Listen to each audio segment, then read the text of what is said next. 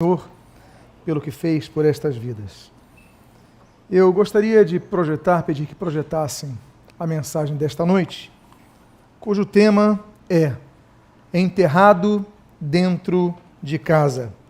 E eu queria convidar a que você abra a sua Bíblia no primeiro livro do profeta Samuel, capítulo de número 25. Lembro aos irmãos que esta mensagem está sendo gravada no YouTube, e você então poderá tê-la à sua disposição para compartilhar com quem você assim desejar. 1 Samuel, capítulo de número 25, e se você quiser manter o costume que Jesus manteve na primeira menção litúrgica do Novo Testamento, a qual nós lemos no Evangelho segundo Lucas, capítulo 4, que Jesus, ao ler as Escrituras, colocou-se de pé. Então, que você possa proceder desta mesma forma, para que possamos ler este texto. Será o único texto sobre o qual nós trabalharemos nesta noite. E diz o versículo de número 1: Faleceu Samuel, todos os filhos de Israel se ajuntaram e o prantearam e o sepultaram na sua casa em Ramá. Davi se levantou e desceu ao deserto de Parã. Oremos. Pai amado, Deus bendito, lemos a Tua santa e preciosa palavra. Pedimos, Deus, fala conosco nesta noite. Abençoa a nossa vida. Fortalece a nossa fé. E o que nós pedimos, o fazemos sob o sacrossanto nome de Jesus, a quem servimos, a quem seguimos, a quem anunciamos e a quem aguardamos em seu bendito retorno. Em nome de Jesus, amém e amém. Podem tomar os seus assentos. O texto, ele começa dizendo: faleceu Samuel. A morte é uma realidade. É a realidade mais intensa que a experiência humana nesta peregrinação na terra, ela pode ter. A morte, ela aparece no seu contexto, e a Bíblia fala um pouco sobre a morte, quando ela aparece no capítulo número 3 de Gênesis, como a penalidade do pecado. A Bíblia diz em Romanos, capítulo número 5, no versículo 12, o texto do autor sagrado, o autor paulino, diz que assim como por um só homem entrou o pecado no mundo, e pelo pecado a morte passou a toda a humanidade. Todos estão debaixo desse poder tão forte que é o poder da morte. A Bíblia não diz apenas em Gênesis 3 que a morte ela vem como a penalidade do pecado, e não apenas diz que a morte então ela é universalizada em Romanos capítulo 5, mas em Romanos capítulo 6, no versículo 23, a Bíblia diz que o salário do pecado é a morte, mas o dom de Deus, o dom gratuito de Deus, é a vida eterna. Portanto, a morte ela surge como o salário do pecado, como a consequência do pecado. Mas a Bíblia diz também que um dia nós vamos ressuscitar. E a Bíblia fala em 1 Coríntios, no capítulo número 15, que quando nós ressuscitarmos, o nosso corpo se revestirá de imortalidade. Mas a Bíblia fala sobre isso, o que vai acontecer no futuro. Mas o nosso caminho para chegarmos lá é apenas um. Como foi mencionado aqui, Jesus sendo o único mediador entre Deus e os homens, nós queremos também mencionar que o caminho é através do Evangelho de Cristo. A Bíblia diz, em 2 Timóteo, capítulo número 1, no versículo número 10, a Bíblia diz que nós seremos imortalizados através do Evangelho. Então, a morte, que será o último inimigo a ser vencido, ela um dia cessará.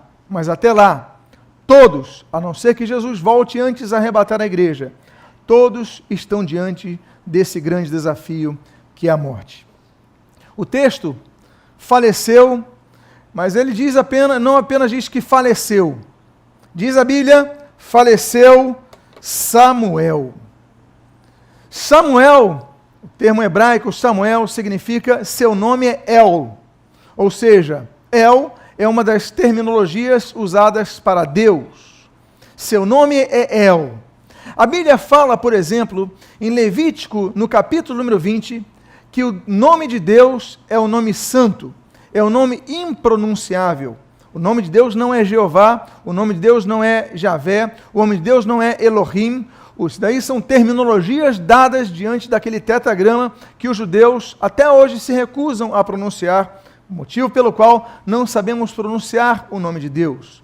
É o nome inominável, é o nome não citável, é o nome desconhecido, é o nome que não pode ser usado em vão. Tanto é que ele entra num dos 613 mandamentos, daquele grupo dos 613, os 10 mandamentos que são entregues em tábua a Moisés no cume do Monte Sinai. Não tomarás o nome do teu Deus em vão. Não podemos, nós usamos muitas vezes o nome de Deus para tantas coisas, de maneira tão vã, mas nós temos que cuidar deste nome. Mas por falarmos em nome, existe um nome aqui na terra que é um nome muito poderoso. Existe um nome na terra que a Bíblia diz que José, quando soube da gravidez de Maria, apareceu-lhe um anjo do Senhor, e o anjo diz, isso está em Mateus capítulo número 1, versículo número 21, e o anjo disse, e o seu nome se chamará Jesus, porque ele salvará o mundo dos seus pecados. O nome de Jesus, Jesus e Yoshua, significa Salvador, aquele que salva, aquele que promove salvação. O nome de Jesus é o nome sobre todo nome, como diz Filipenses capítulo 2, versículo de número 9. Não há nome igual, é o nome que está sobre todo nome, é o nome de Jesus.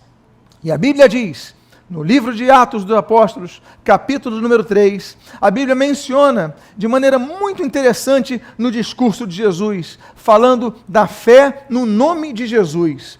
Pedro, no seu discurso, não fala da fé em Jesus. Nós temos que ter fé em Jesus, mas nesse capítulo 3, ele fala da fé do nome de Jesus. Nós sabemos então que Pedro é preso com os apóstolos e Pedro então é levado ao Sinédrio. Ali enfrenta Gamaliel e no capítulo número 5 deste mesmo livro de Atos dos Apóstolos, nós lemos que Pedro foi açoitado por causa do nome de Jesus. Por causa do nome de Jesus, nós vamos ser perseguidos. Por causa do nome de Jesus, vão falar mal de nós, vão nos recriminar, vão fazer chacota de nós, vão nos perseguir, muitas vezes não com armas, mas com preconceitos, mas nós devemos nos manter fiéis ao nome de Jesus, porque não existe nome mais excelente do que isso. E por falar em nome, porque nós falamos, faleceu Samuel, seu nome é El, seu nome é Deus, mas nós também temos 2 nomes. Todos nós temos 2 nomes. Nós temos um nome que recebemos aqui de nossos pais aqui em terra. Quando nós nascemos, nossos pais nos dão um nome. Mas a Bíblia diz, no livro de Apocalipse, no capítulo número 2, quando das 7 igrejas da Turquia, Jesus ele manda escrever à igreja de Pérgamo, ele diz que no porvir, no futuro, nós receberemos em uma pedra o nosso novo nome. Então nós teremos um novo nome que receberemos no céu. Eu não sei o meu futuro nome, você não sabe o seu futuro nome, mas o fato é que a Bíblia diz que não apenas receberemos novos corpos, como diz 1 Coríntios capítulo 15, mas também recebemos um novo nome. Nossos corpos serão diferentes, não seremos como nós somos hoje. Nós temos, por exemplo, não apenas a menção de um corpo incorruptível, um corpo sem a corruptibilidade que nós vamos herdando pela genética, pelo DNA corrompido, por falhas em nossa estrutura ao longo dos nossos ascendentes, mas nós receberemos um novo corpo. A Bíblia diz, por exemplo, sobre esse assunto, que a nossa nova fisionomia que nós teremos com o corpo glorificado, nós temos, por exemplo, o caso de Jesus. Jesus andou com os discípulos por cerca de 3 anos no seu ministério. Jesus morre, e ali quando Jesus aparece no caminho de Emaús, para aqueles 2 discípulos, os 2 discípulos de Jesus não reconhecem Jesus, eles só vão reconhecer Jesus, e os discípulos só reconhecem Jesus quando Jesus parte o pão, a forma como Jesus age, ou seja, fisionomicamente, Jesus já estava num corpo incorruptível, num corpo glorificado. Um dia vamos ter esse corpo, um dia vamos ter um novo nome. Pois bem, então o texto diz, até então, faleceu Samuel. Eu quero falar sobre 4 marcas. Nós hoje falamos, nós hoje vislumbramos, nós hoje testificamos, nós hoje testemunhamos o batismo nas águas dos nossos amados irmãos.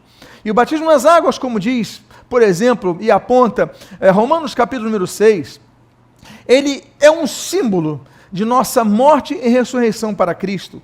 É um símbolo porque quando a pessoa está nas águas, ela emerge as águas. A Bíblia então menciona que isso significa que nós morremos para o mundo e debaixo das águas estamos sepultados no mundo. Mas quando nós então subimos das águas, então isso denota a nossa ressurreição com Cristo. Por isso que a Bíblia diz em Colossenses capítulo 3, se pois morreste e ressuscitaste com Cristo, pensai nas coisas que são do alto. Esses irmãos que desceram as águas batismais nesta noite, eles representam exatamente isso, a ressurreição com Cristo. Nós devemos ter uma nova vida, nós devemos ter uma nova postura, nós devemos ter uma nova forma de pensar, como diz Romanos capítulo 2, versículos 1 e 2, uma mudança de pensamento quando nós ressuscitamos com Cristo. Mas falece Samuel e fica a memória.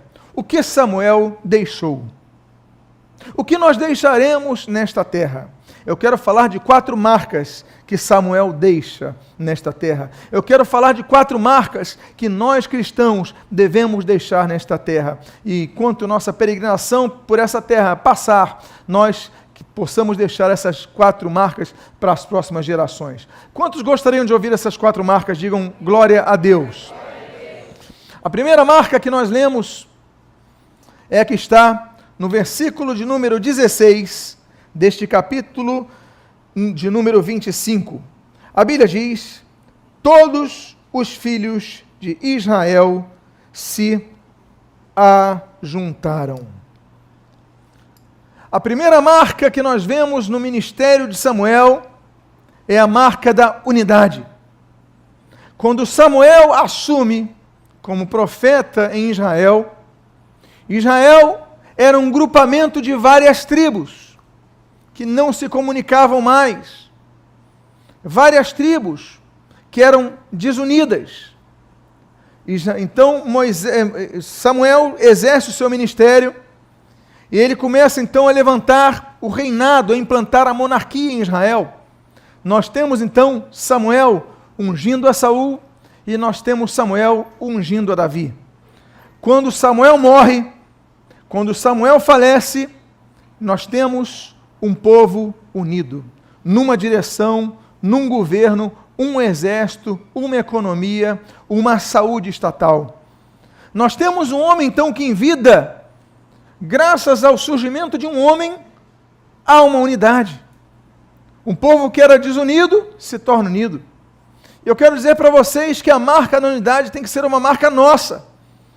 A Bíblia diz, no Salmo de número 183, ó quão bom e quão agradável é que os irmãos vivam em união. Nós devemos buscar a união, até porque na oração sacerdotal de Jesus, o nosso Salvador, quando ele ali anuncia, no Evangelho de João, capítulo número 17, ele em sua oração diz, para que todos sejam um. Amados irmãos, como diz Romanos capítulo 12, conquanto muitos somos um só corpo, nós devemos buscar isso. Nós devemos lutar, somos muitos, somos diferentes. A igreja, ela é multiforme, a igreja tem muitas formas. Aqui na Nova Vida nós temos uma forma de agir, na Igreja Batista eles têm outra forma de agir, na Assembleia de Deus eles têm outra forma de agir, na Presbiteriana eles têm outra forma de agir, mas nós podemos ser tribos diferentes, mas somos apenas um Israel de Deus, somos apenas um povo de Deus, somos apenas um povo que foi lavado, remido, comprado pelo sangue de Jesus. Vamos habitar o mesmo céu e vamos habitar a mesma eternidade. Então nós não podemos permitir que as nossas diferenças nos separem. Cada um tem uma característica diferente, mas nós somos apenas um, temos o mesmo motivo, anunciar a Jesus Cristo, proclamar a Jesus Cristo, pregar a Jesus Cristo, oferecer a Jesus Cristo esse mundo que precisa de Jesus.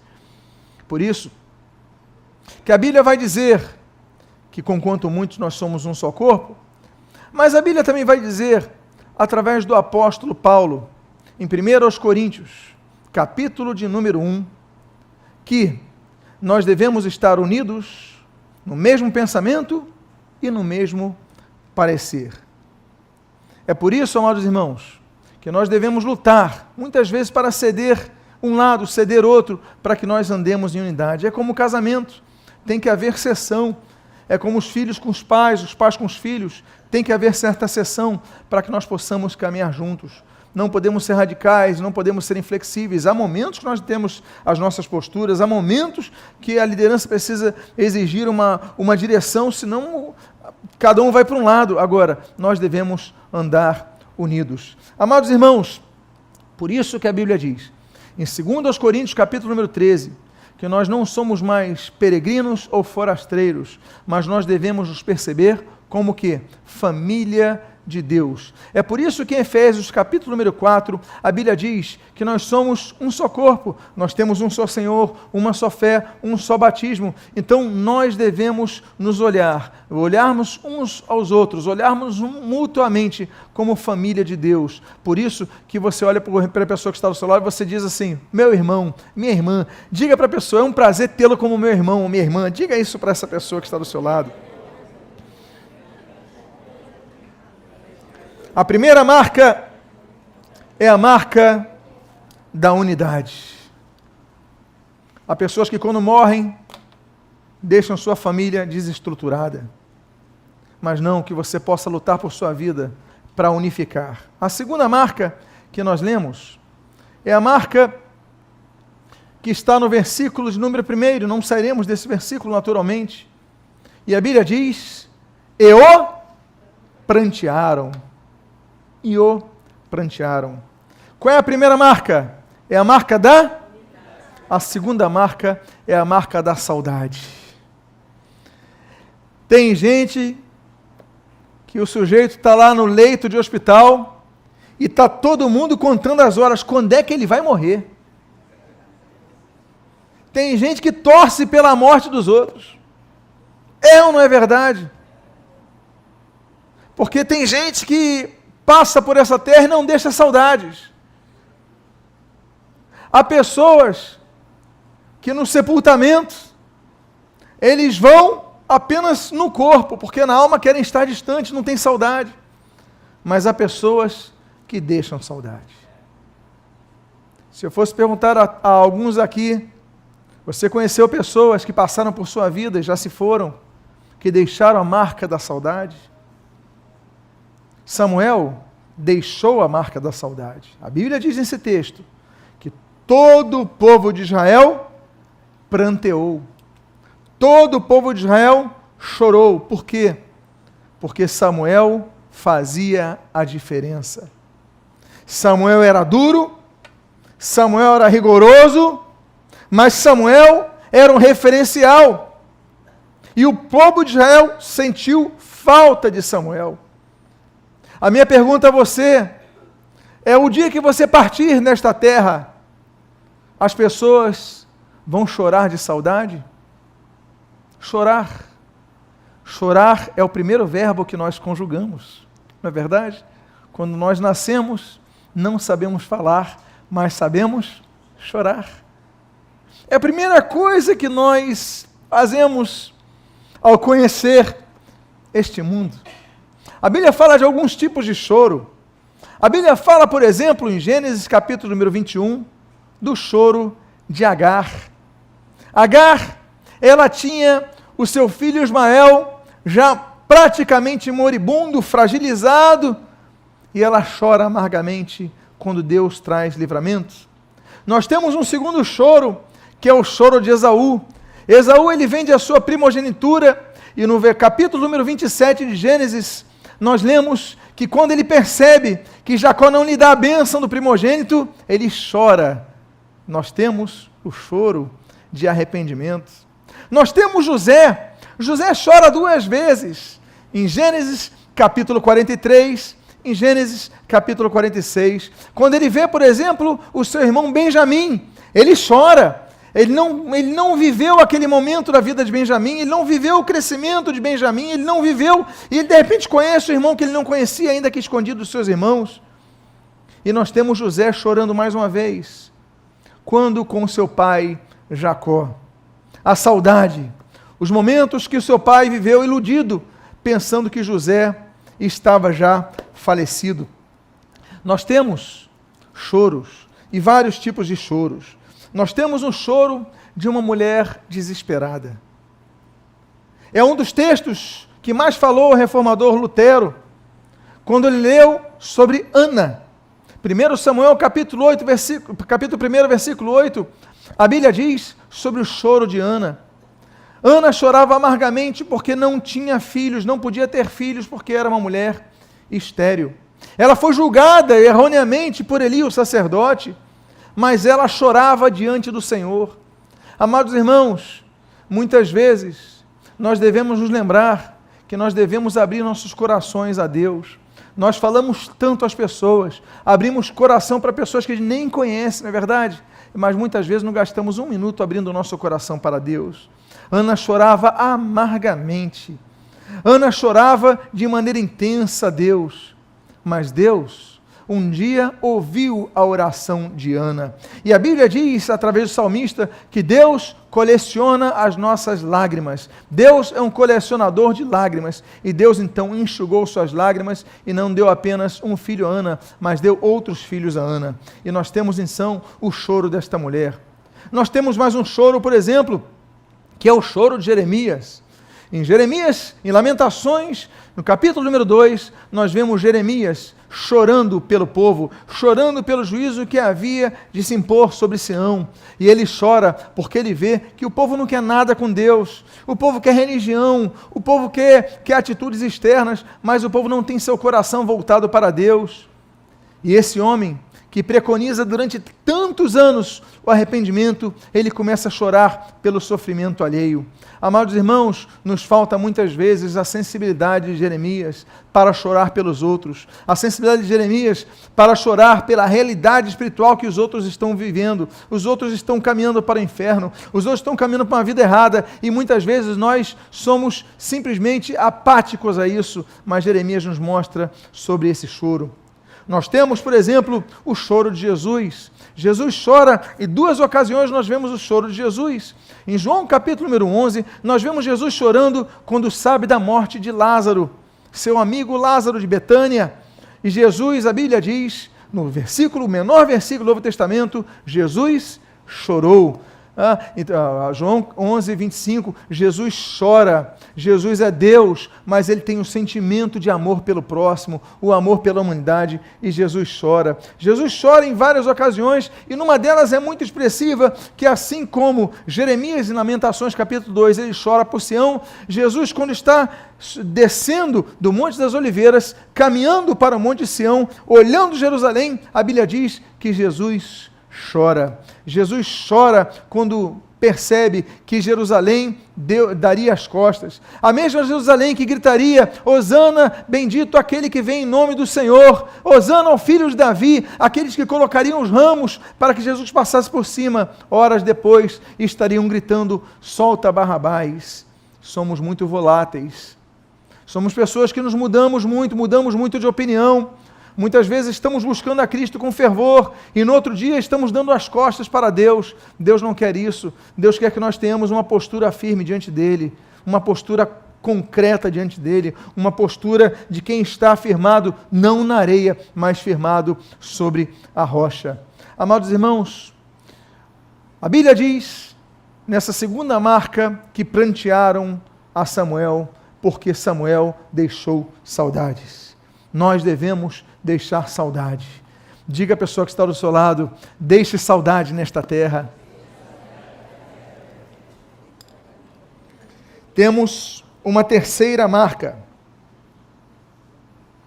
E a terceira marca é de um texto que muito nos impressiona. A Bíblia diz: e o sepultaram na sua casa, em Ramá. O sepultaram na sua casa em Ramá. Amados irmãos, eu não gostaria de ser sepultado na minha casa. Imagine o ambiente que seria. Olha, cuidado, ali está o corpo dele. Alguém gostaria de ser sepultado na sua casa, no meio da sala? Eu acho que dificilmente. Em algumas igrejas, na época da Idade Média, por exemplo, muitas pessoas eram sepultadas nas igrejas. Por exemplo, em Santiago de Compostela, quando lá estive com o amado missionário, nós entrando naquele suntuoso templo romanista, nós começamos a andar e os corredores eram todos de sepulcros. Nós andávamos em cima de corpos que ali jaziam. E isso era costume na época. Quando fui a Wittenberg, na igreja do Palácio, aquela igreja chamada o Templo, a Igreja de Todos os Santos, a igreja do Estado, o Stadtkirche, ali, debaixo do púlpito onde Lutero pregou, ali está o sepulcro de Lutero. Ou seja, quando você vai na igreja, ali embaixo tem um local onde estão os ossos dele. Que coisa macabra.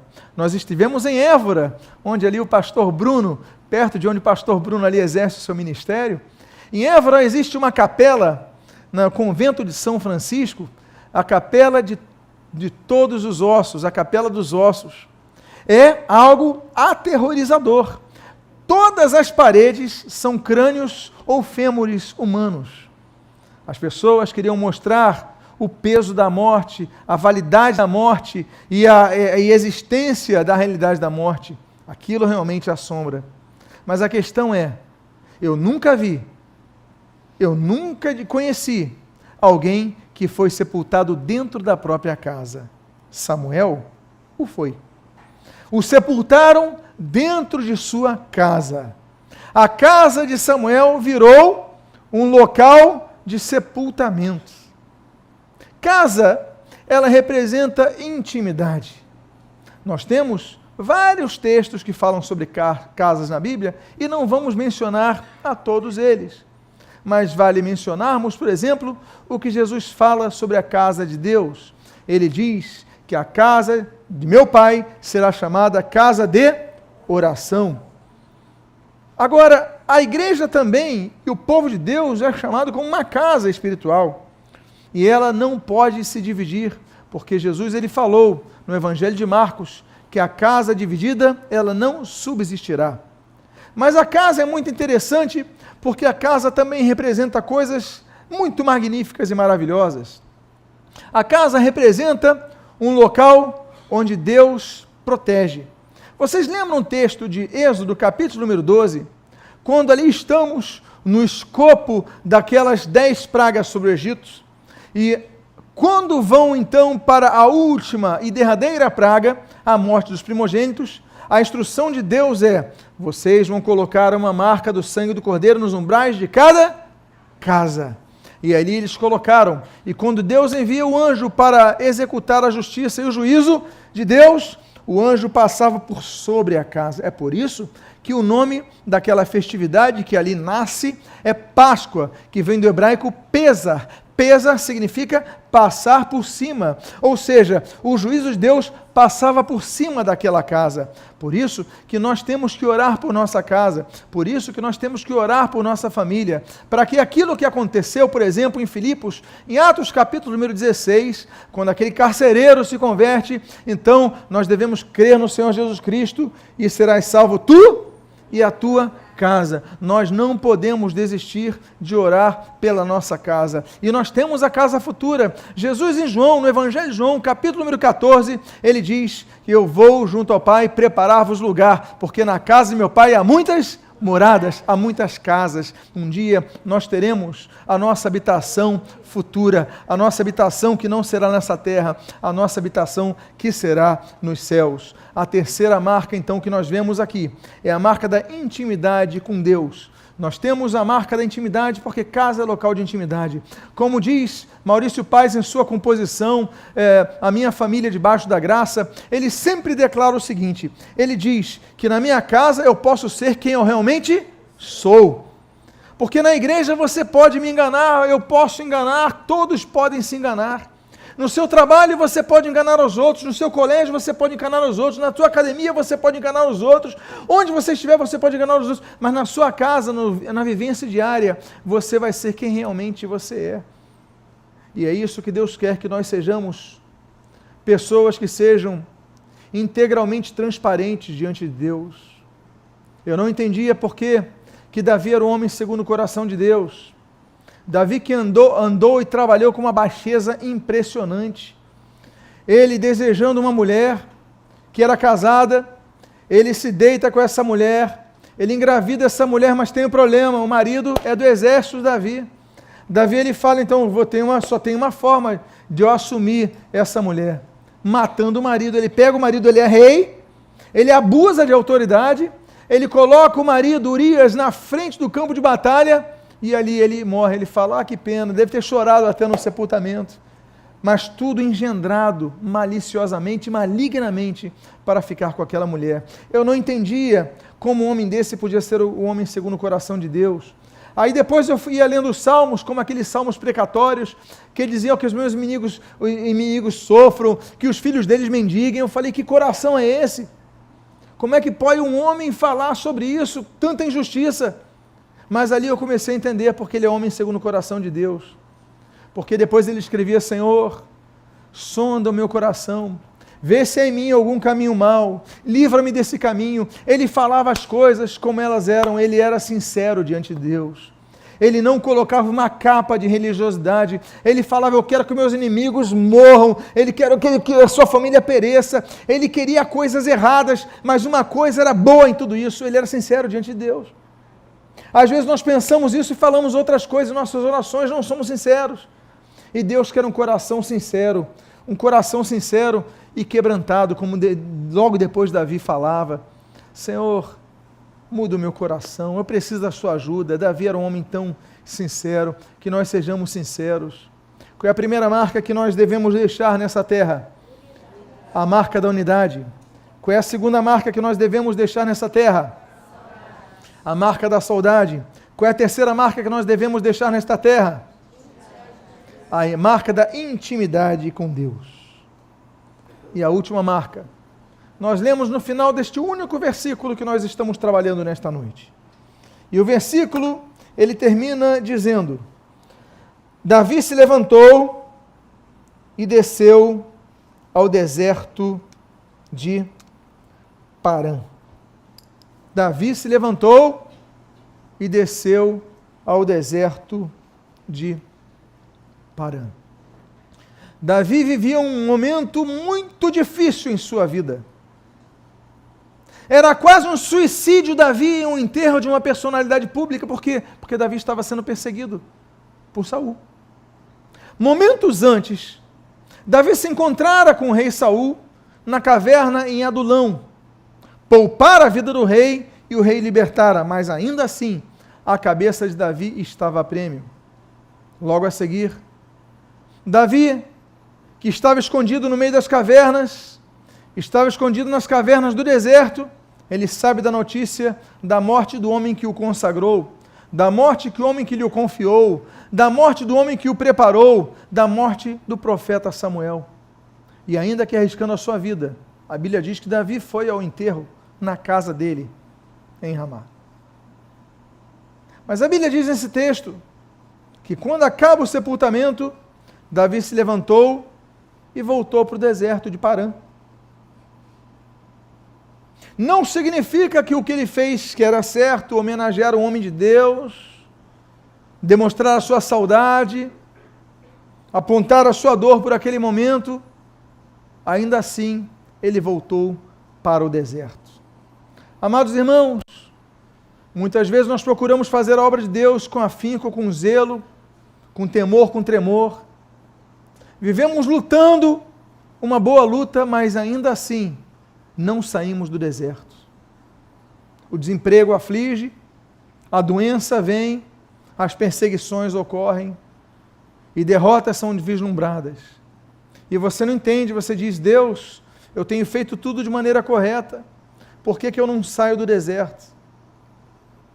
A Bíblia diz que Deus prometeu a Israel que Israel sairia do Egito e iria para uma terra onde manava leite e mel, onde havia abundância, onde havia estabilidade.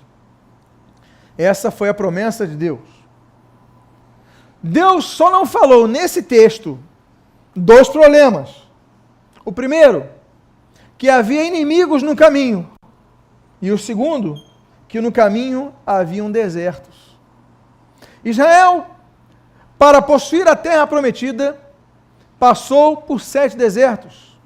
O deserto de Arnon, o deserto de Abarim, o deserto de Sin, o deserto de Zin, o deserto de Parã, o deserto de Abarim, e o deserto de Sur, e o deserto do Sinai. Israel, para conseguir a sua terra prometida, ele tem que passar por 7 desertos. Muitos de nós, para alcançarmos as promessas de Deus, temos que nos lembrar que temos que passar por desertos, enfrentar a adversidade, manter firme a nossa fé, para que nós possamos possuir a terra prometida. A Bíblia falando sobre deserto, no cântico final de Moisés, aliás, Moisés é um compositor musical, e a Bíblia fala no cântico de Moisés, no capítulo número 32 do livro de Deuteronômio, a Bíblia diz que Deus nos guardará no deserto como menina dos seus olhos. Ainda que estejamos no deserto, Deus continua nos olhando com olhos de amor, e nos sustentando, e nos guardando, e cuidando de cada um de nós. A Bíblia diz, por exemplo, sobre o deserto, que o deserto é o local onde Deus não apenas nos protege, mas é um local que muitas vezes Deus nos leva para nos humilhar, como diz Deuteronômio capítulo número 8, para o deserto, pois, que vos levei para vos humilhar, para ver se obedecias à minha vontade. Deus nos leva muitas vezes ao deserto, para que passemos por dificuldades, para que ali provemos a nossa fé. Sim, é por esse motivo que em Mateus capítulo 4 nós lemos que o Espírito Santo de Deus leva Jesus ao deserto, a fim de que ali ele seja tentado pelo diabo. Jesus então é levado àquele deserto de Jericó, e naquela montanha, Jesus fica ali 40 dias sendo tentado por Satanás, em todas as coisas, das quais 3 nós temos ciência. O deserto. O deserto é um local onde Deus nos ensina. A Bíblia diz em Marcos capítulo 6, que Jesus foi um local ermo onde ensinava. E o deserto também, amados irmãos. O deserto é um local que pode representar a morte pela murmuração. Nós temos Números 21 falando sobre isso, nós temos vários textos da Bíblia, do Pentateuco, falando a respeito da murmuração do povo de Deus no deserto. Mas, amados irmãos, no deserto, Deus também nos fala. A Bíblia diz que Moisés tinha desistido. Moisés por 40 anos fora um príncipe. 40 anos Moisés tinha a regalia do palácio faraônico. Ele tinha recursos. Ele tinha servos à sua disposição. Ele tinha poder. A Bíblia não diz, mas Flávio Joséfo diz em seus escritos sobre a história dos hebreus, que Moisés foi preparado nas artes militares. E ele tem vitórias como militar, ele é bem preparado, ele é bem instruído.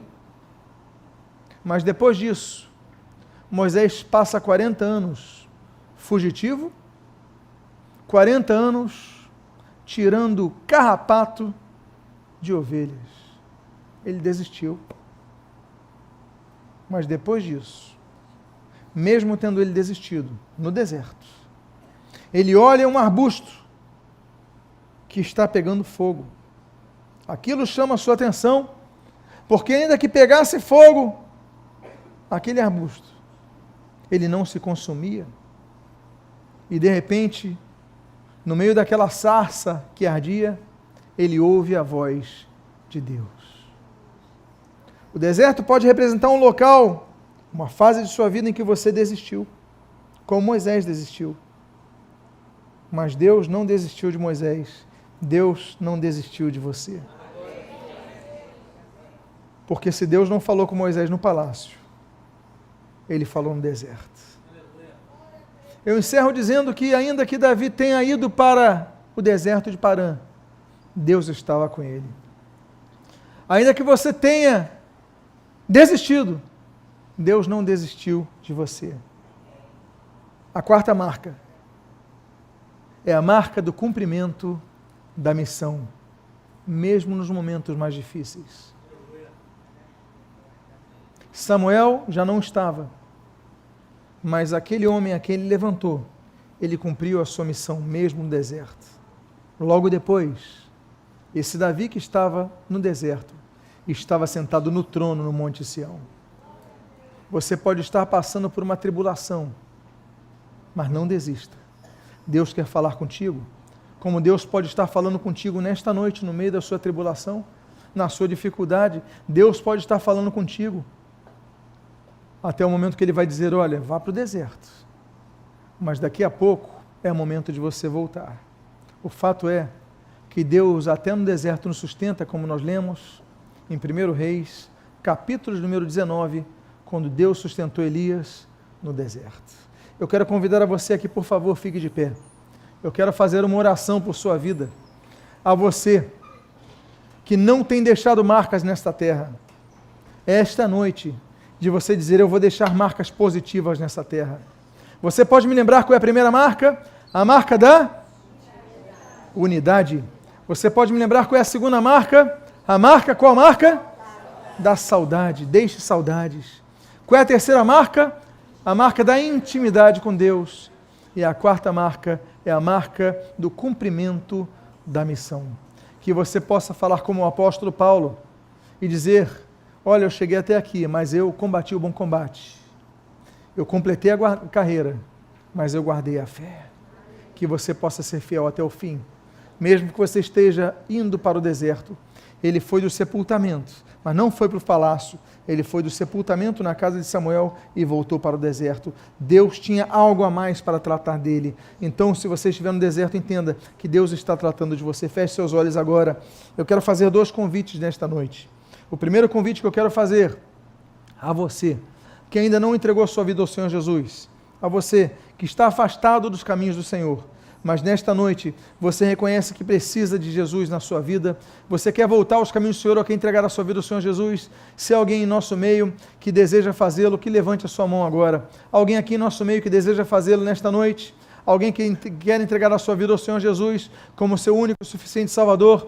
Alguém que quer voltar aos caminhos do Senhor, você que está afastado dos caminhos do Senhor? Eu quero fazer uma segunda oração nesta noite. Eu quero fazer uma oração a você, que não tem deixado marcas, mas que através da palavra que foi transmitida nesta noite ao seu coração, você tomou uma decisão. Deus, eu quero deixar marcas nesta terra. Eu não quero deixar rastros, eu quero deixar marcas. Quero deixar marcas que sejam marcos em vidas. E ainda quando o dia que tu me chames à tua presença, que as pessoas que me rodeiam, elas possam ser abençoadas por estas marcas. Se você é uma dessas pessoas que quer deixar marcas nessa terra, que você coloque a mão no seu coração, para que Deus comece a trabalhar, direcionar e agir em sua vida. Eu quero orar por sua vida. Pai amado, em nome de Jesus, que eu oro por cada uma dessas vidas. Há várias pessoas que colocaram as mãos em seus corações. Pessoas que estão muitas vezes passando por desertos, por dificuldades, estão voltando para o deserto de Parã. Pai amado, tem misericórdia dessas vidas, tem misericórdia de cada um de nós, e nos sustenta no deserto como sustentaste Elias, e nos fale no deserto como falaste ao profeta, falaste a Moisés, e tu nos ensinar no deserto como Jesus ensinava. Deus amado, que ali saiamos do deserto mais forte do que entramos, que saiamos do deserto fortalecidos pela força do teu poder.